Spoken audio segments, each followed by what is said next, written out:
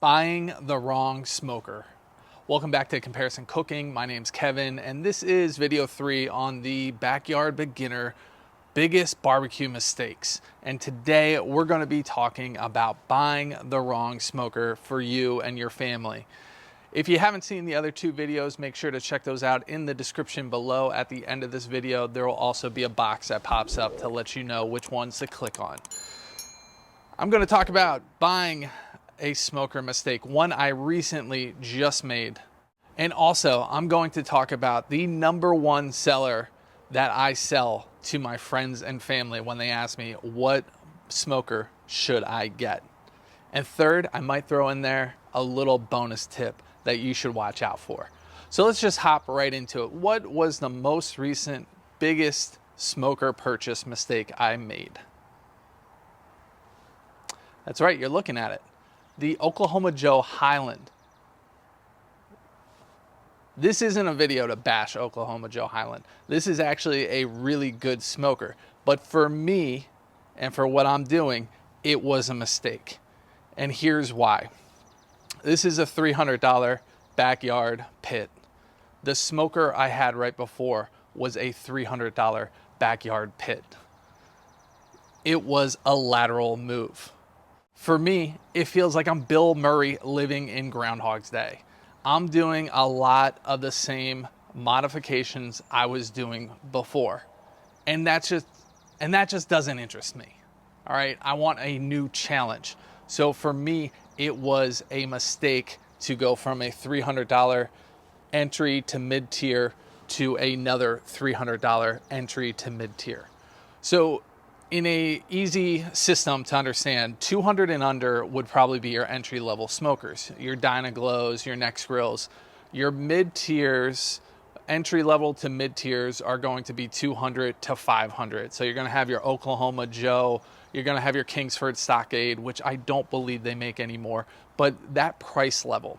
Then you're going to get to your upper tier, which is $500 to $1,000. So those are your Yoders. Really nice, thicker steel, great backyard barbecue pits. But the other top tier is your custom build backyard pits. And quite frankly, I wouldn't be able to get that into my backyard here. Now, in each category, there's sometimes a hidden gem that you can find and really play with. But for me, making a Lateral Move was a mistake. I am doing the same mods I had to do before. I really would have loved to have started off with the Oklahoma Joe Highland, but now that I'm having to do the exact same modifications that I did on my other $300 smoker, it's not challenging for me. It feels more like a chore. That's the biggest mistake I've made recently, is I should have gone up a tier. I should have jumped up maybe to a Yoder, something with thicker steel that probably would have had to have modifications done to it a little bit, but they would have been new and exciting modifications for me instead of feeling so much like a chore. Like, oh, here we go again. I got to do the baffle plates. I got to raise up the firebox charcoal basket. These are all great things that are fun to do for your first time around. Since I just did all that last year, you get the point. You understand what I'm saying.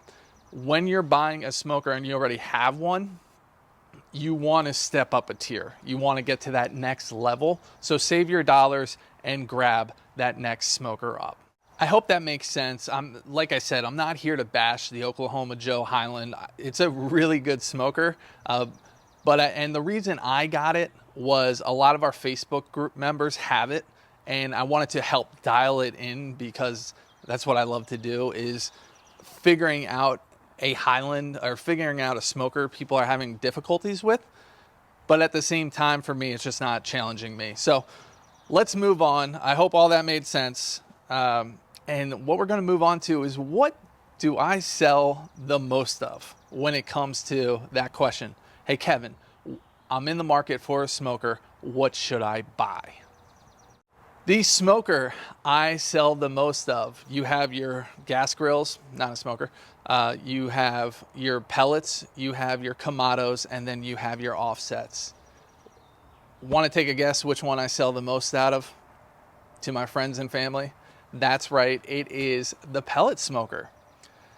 The reason I sell pellet smokers the most, especially Traeger, is just easy for me to roll off the tongue when people ask, you have a Traeger, what do you think? I love it, you should get one. But here's why pellets have become so popular, and here's why I sell them to my friends the most. All right, so you have different tiers, right? Offsets are going to give you your most traditional, deep flavored, best barbecue once you nail that down. Kamados are going to be your next level right there. All right, good flavors, pretty set it and forget it. And then you have your pellets. I'm not going to talk about gas grills or anything like that, but your pellets are the third one I typically talk about. The first questions I ask is, how busy are you? And 9 times out of 10, they're like, well, you know, Saturday we got soccer practice, then we got lacrosse, we got this, that, and that. They're very busy. All right. Then I ask, how many are you feeding for? And do you have any other types of smokers? All right. Normally it's a family of 3 to 5, and they don't have any experience with a smoker. Now, let me back up. I don't get this question from people that are already focused in on buying an offset. They understand what they're getting into. They know what they want already. And it holds true with Kamado Joe or Green Egg, any type of ceramic. When those people know, just like an offset, that they want that smoker, this question doesn't come up. But when someone has an active lifestyle, they want to get into the backyard smoking game, but they have a really busy schedule. That's why they're not sure. And that's why I go with a pellet smoker, because it is convenient.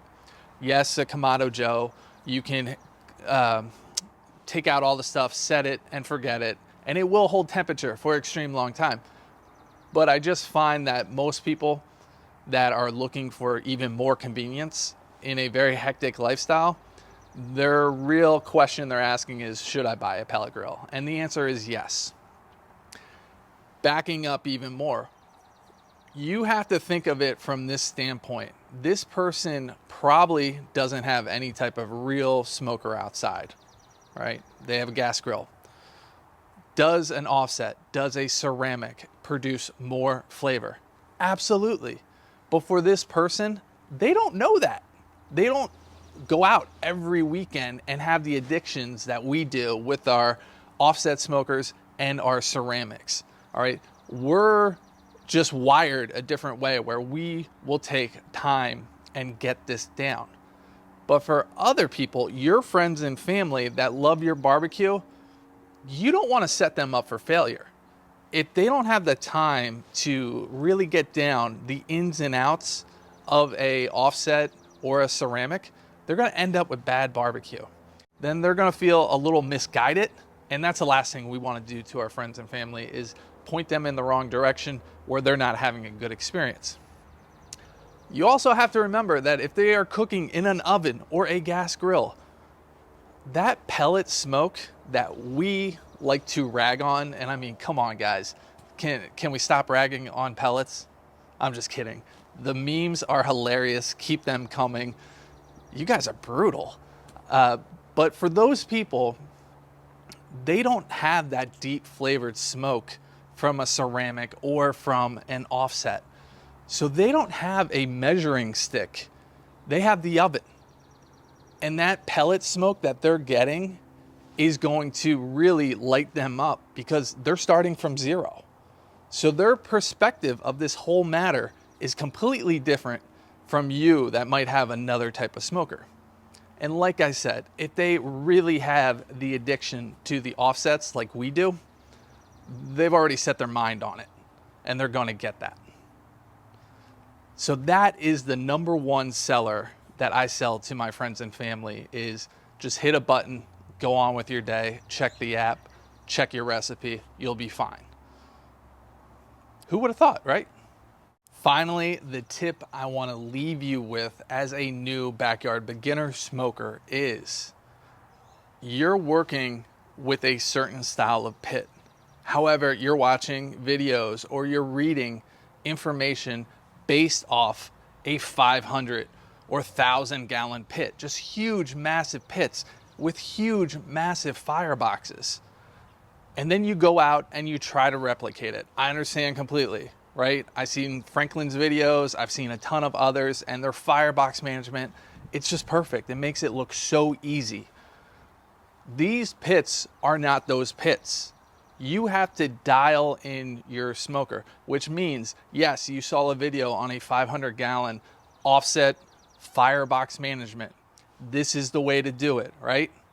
That's not necessarily going to be the case for your pit. Your pit's going to act different. In that video, they didn't even use charcoal.